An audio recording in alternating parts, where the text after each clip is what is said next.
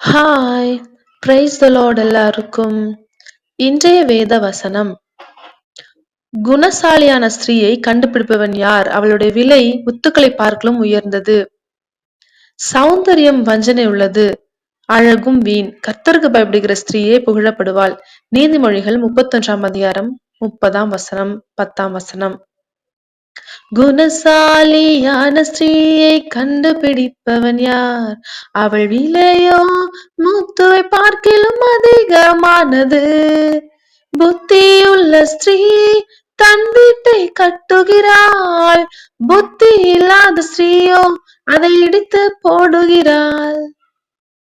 புத்தியுள்ள மனைவிகளே, உங்களுக்கு தான் இந்த சாங் டெடிகேட் பண்ணியிருக்கிறேன்.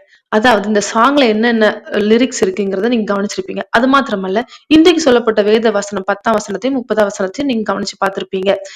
புத்தியுள்ள ஸ்திரீ எப்படி நடந்து கொள்ளணும், குணசாலியான ஸ்திரீ இந்த அதிகாரம் ஃபுல்லாவே நீங்க வாசிருப்பீங்கன்னா தெரியும். புத்தியுள்ள ஸ்திரீ, அதாவது குணசாலியான ஸ்திரீ அவர் வயலை வாங்குறாளாம், அதை விற்கிறாளாம், வீட்டை எப்படி பாத்துக்கிறா அப்படிங்கிறது எல்லாமே கொடுத்திருக்கிறது. அது மாத்திரமல்ல, தன்னுடைய கணவனுக்கு, சொந்த கணவனுக்கு அவ எப்படி ஒரு நல்ல மனைவியா இருந்திருக்கிறா அப்படிங்கறத நீங்க பார்க்க முடியும்.